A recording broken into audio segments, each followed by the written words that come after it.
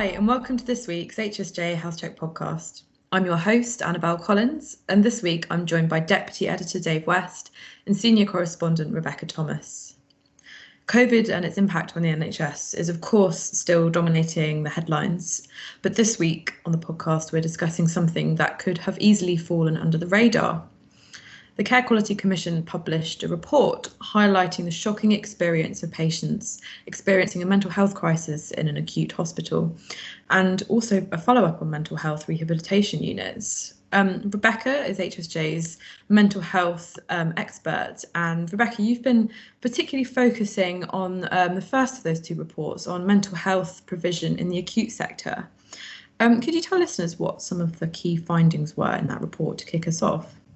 Yeah, of course. So I chose to focus on this report in a recent column because it's an area that's not often looked at, is the experience and care of mental health patients within acute hospitals. The CQC have been looking into this for the past couple of years, I'm aware. But this is a report that we've been waiting for a while. Unsurprisingly, the report was very heavily focused on emergency departments, which, as most people will know, mental health patients who experience a crisis, ED is one of the most common places which they turn up to and present. Overall, the picture was that the experience was largely terrible. Terrible for mental health patients within EDs. I mean, they're not set up to be an appropriate environment. I mean, I wasn't a conversation not too long ago. A contact of mine described the treatment of mental health patients within one really big acute trust as appalling. But it's a well-known issue, and obviously it's not an issue that's just down. It's not an issue that's just the onus is not only on acute trusts to address this. I think if you read the report, there are wider issues such as the mental health lack of training on the Mental Health Act and Mental Capacity Act. So I think, and this could be incorrect, so listeners, please don't quote me on this. I think there's only about 1 week of training on the Mental Health Act. 1 week when you're training to be a nurse or doctor, I believe so. But anyway, I think this report is important as it brings up a wider issue of mental health and physical health still being largely seen and separately. And integration, the need for integration between the two has been talked about for years and years, and there probably have been kind of small moves and small progression towards this. However, and I'd be keen to discuss this with you both, I think there is a risk the pandemic and the policies which are responding to the pandemic actually may send that agenda backwards. Because if you think about it, a lot of the policies are kind of right now is protect the acute sector, because it's dealing with COVID mainly. Do all you can to kind of keep patients that shouldn't be in there out. Particularly, for example, must have discussed this in the podcast last month, I think, the new ED models, for example. It's all kind of divert patients away and adds to that idea that mental health does not belong within the acute arena.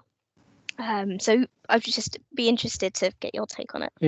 I guess I'll throw back a question at you, Rebecca. You said, is it wrong? It gives out the idea that mental health is not welcome in the acute setting. And is that essentially right?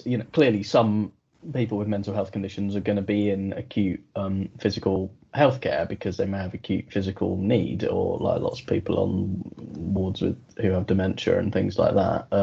But is it broadly the view, or is it right that actually if all these people who come to A&E with a mental health need, if services were working properly, they wouldn't have been there. So actually, it's right that they're not welcome there in a sense. Or they should be welcome if that's the place of last resort. But if services were working well otherwise, then they shouldn't really be there. Is that right? I think that's largely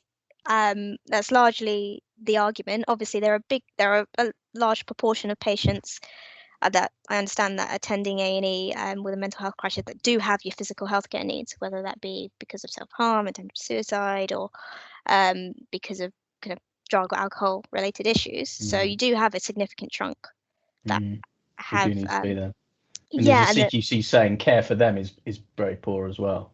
Yes, the CQC seem to be saying the care and experience within emergency departments and acute trust more widely is poor for mental health patients.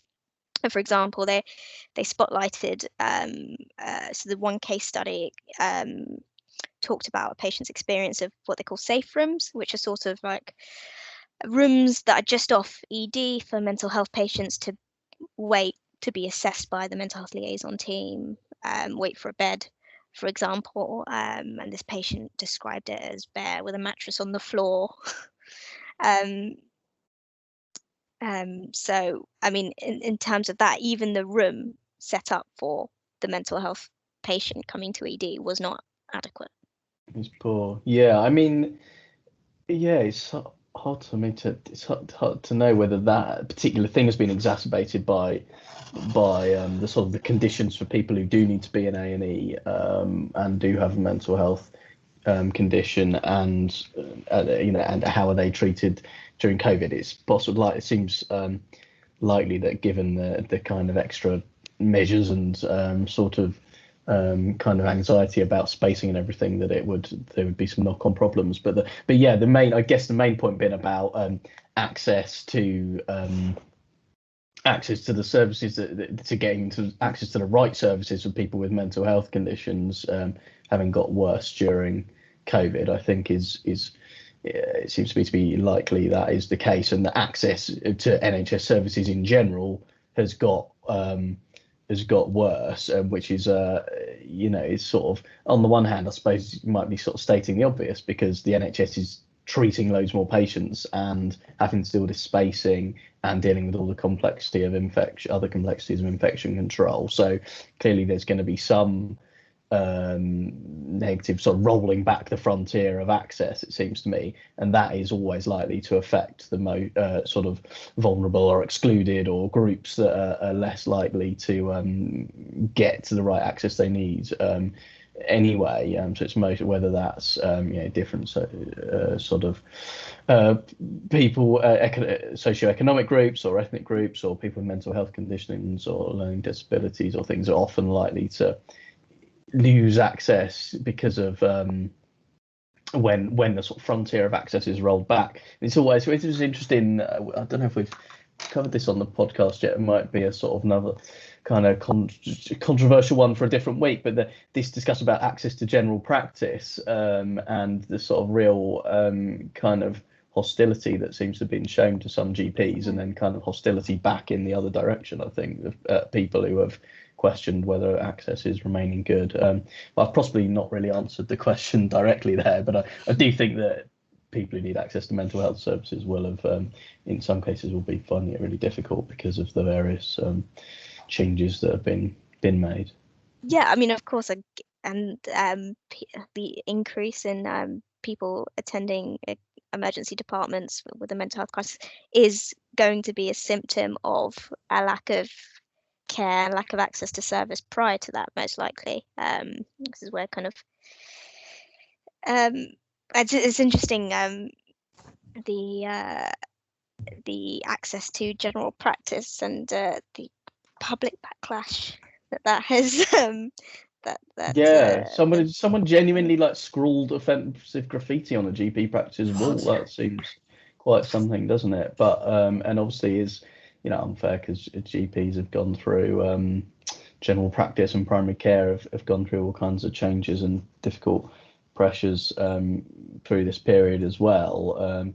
But I think it sort of seems to me wrong that it is not possible to debate the issues with access to primary care in this time without getting sort of without that becoming too, these things should be able to be debated and discussed, that there are problems accessing primary care. But we're probably diverging a bit. But it reminds me of the issue about 111, because of course this idea that people are being sent away from, will be sent away from accident and emergency departments because they should have called 111 if they don't have an urgent health need, or to book in an appointment. And so it's been raised that might cause extra problems for people who have mental health conditions, or not inclined to access 111 for whatever other reason, or other services. But it sort of underlines that a lot of the debate with mental health seems to be like, it would be we wouldn't need all these things if the proper services at an earlier stage were there, or the proper alternatives and the proper community services. And I don't know, there's some anecdotal suggestions that actually things are working reasonably well with that, but older anecdotes suggesting that the services are not likely to be there. And and like you said, because with this sort of the kind of frontiers of sort of access being rolled back, in my opinion, to most NHS services, the ones that are likely to be kind of protected, or the ones that are likely to be there, is the emergency care of last resort. It's sort of like, you can go to A&E if you've got a real severe health need, and obviously there's a lot of advertising going out about you should seek care, particularly if you're having severe sort of heart attack or stroke or something like that. And you can still call 999, and if you're in the most serious category, then you should get some kind of response. But yeah, as soon as you're not at that very acute end. So we're talking, we've been doing some work as well about people who are dying. Greater numbers of people are dying at home, not from COVID during this period, and there's all kinds of questions about why that is. But some signal people with long-term health and care needs, whether that be often physical health as well, but kind of people with long-term health and care needs are finding it hard to get access to the stuff they need really during this period. And there's a little bit of denial about that, and kind of NHS rebuttal, where actually not really sure why the NHS feels the need to rebut that, seeing as it's always likely to be the case to some extent. David, have you had, I don't know, do you get the feeling that with access for people with existing, so let's take long-term conditions for example, is starting to hit, or starting to bite, and starting to sharpen the data already? Or do we think that is a kind of longer term, going to be a longer term issue? We do see, in the data, there's not much good data on, I don't think there's really great sort of very like real-time data on access for people, on the kind of what services are available for people with long-term conditions. There is data now on what kind of amount of GP appointments are going on, and unfortunately I don't have it at my fingertips. Clearly there's been quite a big shift to phone appointments and whatnot, and obviously that affects some people with who have long-term care needs and looking for help from their GP. There are these heightened level of deaths which are taking place at home, much greater than normal for the time of year, and there's a lot of debate about why that's taking place, possibly due to possibly in large part due to decisions that people should die when they come to end of life care, that they should die at home rather than in hospital, which arguably for some people is the right thing to do anyway, but there's concern about whether they really have the support in place, and so on. And some people, there's certainly a view out there that actually some of that mortality could have been avoided if it was if it hadn't been for coronavirus, essentially. And there's kind of lurking concern behind it that even if people aren't dying at home, if they are living with long-term sort of heightened health needs at home, are they really getting the support that they need there? Otherwise, it would be good. It's a case where actually, like, it would be useful to have a more live data. We did publish a piece last week, I think it was, that about, based on social media kind of discussion of the NHS, which had showed that actually satisfaction and positivity about the NHS had gone up a lot during the since about March, when coronavirus particularly hit the UK, and that they'd obviously gone to some efforts to disentangle actual feelings about actual services from the general clapping of the NHS, and being grateful for it being there and dealing with coronavirus. So there did seem to be some evidence that actually people were more satisfied with NHS services, but what you really need is much more detailed sort of survey evidence or something like that, or proper research into the experience of people with who are living with long-term conditions, or including mental health conditions.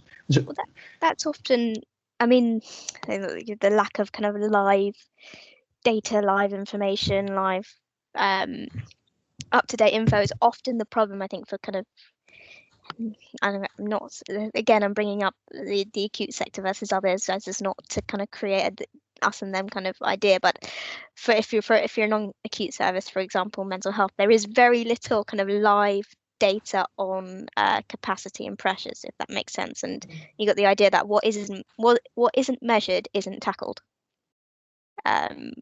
Whereas we do have more regular data on A&E rates. Yeah, I suppose mental health patients waiting for more than 12 hours in A&E has been pretty prominent in the data, and according to what you're saying, that issue has not been tackled. I suppose perhaps the amount and length of waits has been addressed, but not other things about the care, perhaps.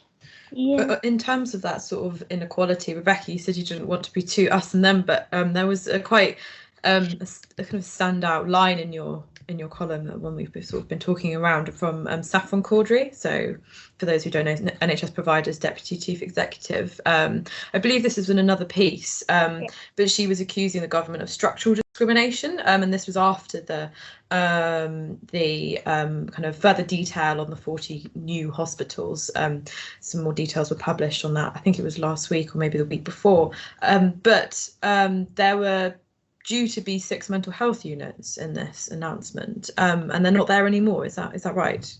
Yeah, allegedly she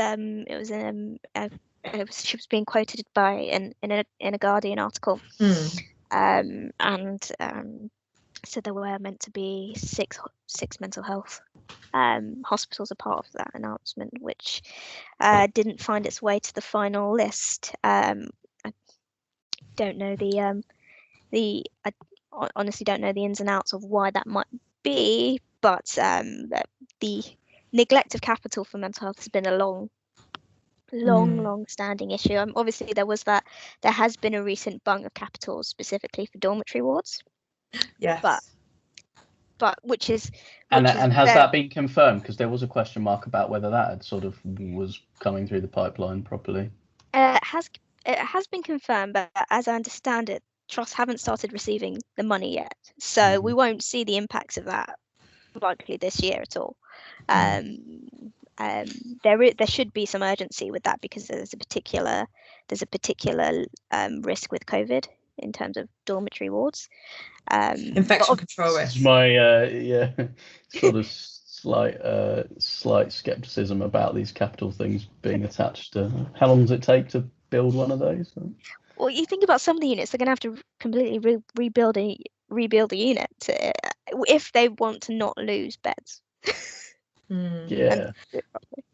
Rebecca's speculating a bit, but is it just that the attention is of the government, I suppose, is on acute care, and I suppose kind of infection control is going to be something that is the NHS is going to need to prioritise for months. So are they just kind of blinkered, focused on acute care, not realising that actually a lot, like the kind of long-term impact of COVID, people who've had COVID and are recovering from it, and then people who've kind of the unintended consequences of COVID, obviously needing care in perhaps a mental health trust, a mental health hospital. Do you think that's sort of just been pushed to the wayside? I get the sense that it has been. I mean, we're now right now in the last in the last few weeks, there's been kind of so many reports and data suggesting that the mental health of the public is becoming a problem and worse, and will definitely impact services. But yeah, I think up until recently there has not been the focus there. If you take the one perfect example is really the winter discharge funding. In previous years, mental health services have gotten a proportion of that, albeit a small proportion of that, but they were explicitly told in the government's more recent announcement in August that it was not applicable to mental health inpatients. Now that's really short-sighted if you want to avoid people being sent out of area, clogging up flow across your bed systems. Discharges are a key part of that. So it's really short-sighted. It was a really short-sighted move not to include mental health services in that funding.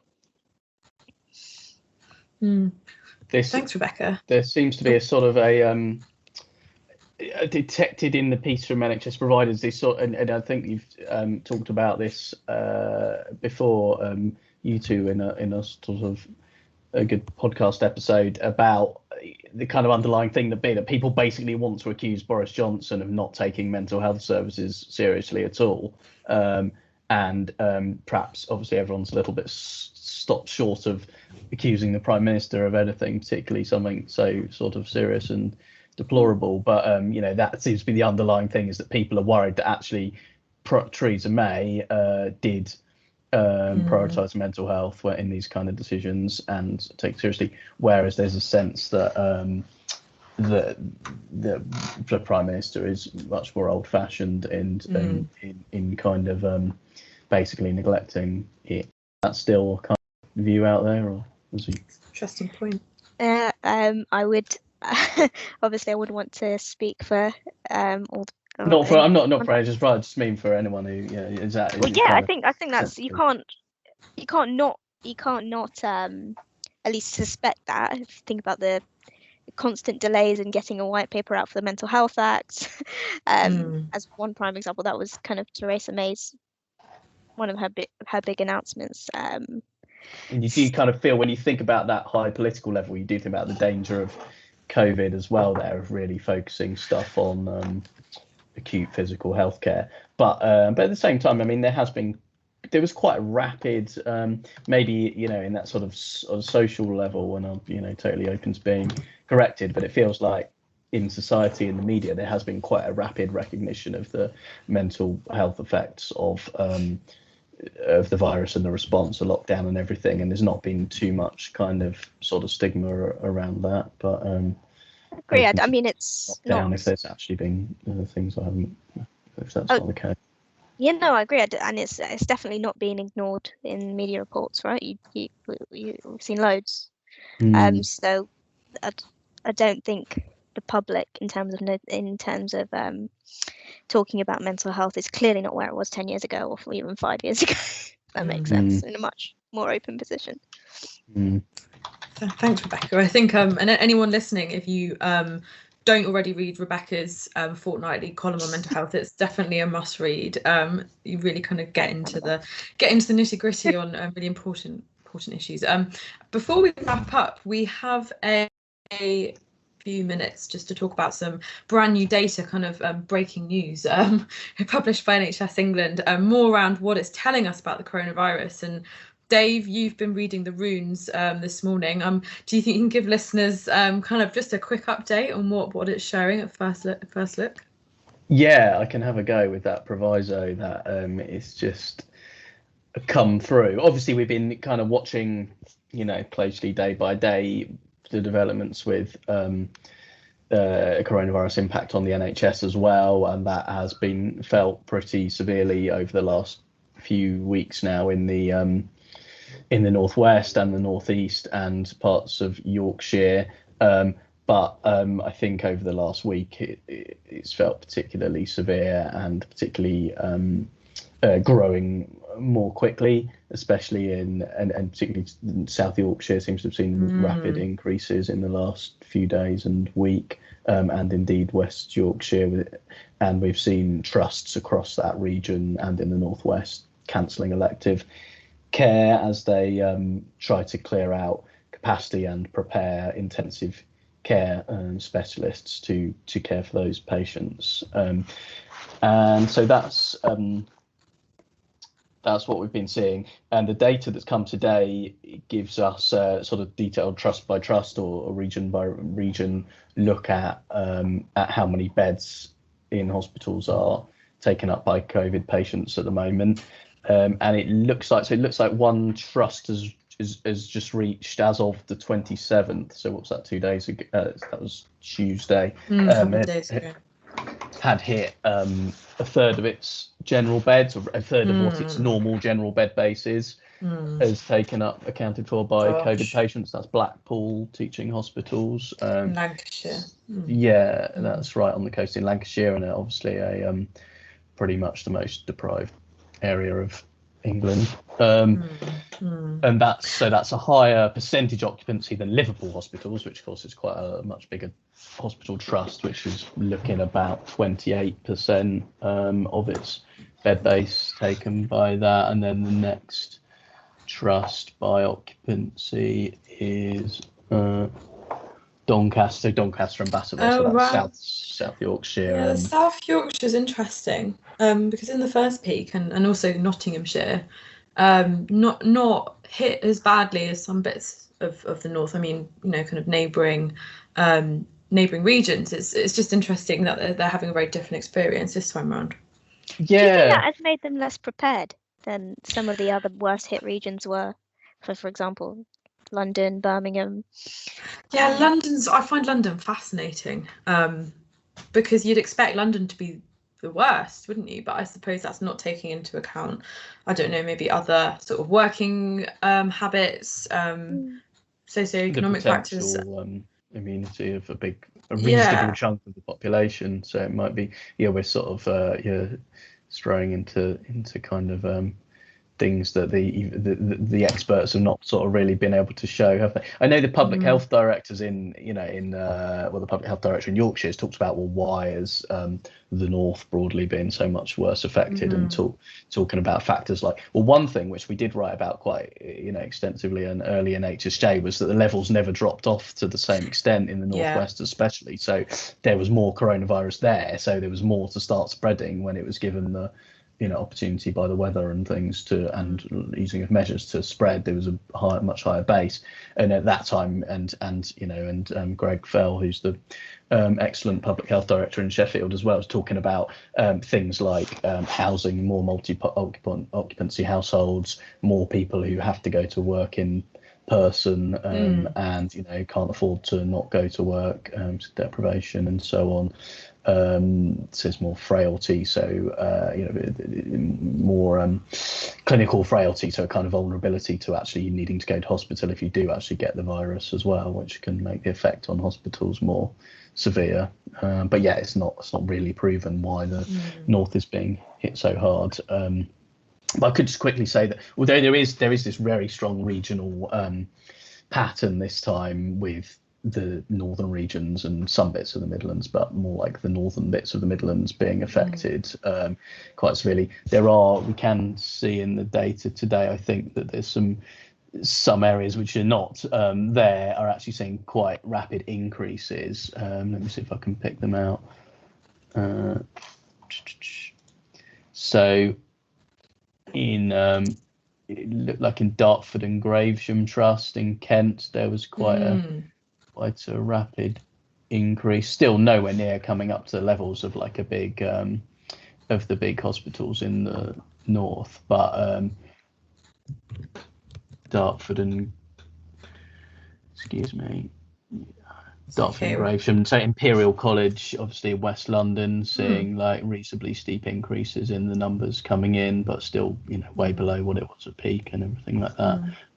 But I don't know. These signs say that actually other areas of the country are not immune. And the big question, obviously, being how that will develop, whether it will continue rising, and they're sort of. They are, 2 or 3 weeks behind the northwest, or whether actually that curve will be completely bent and they won't find themselves in that position.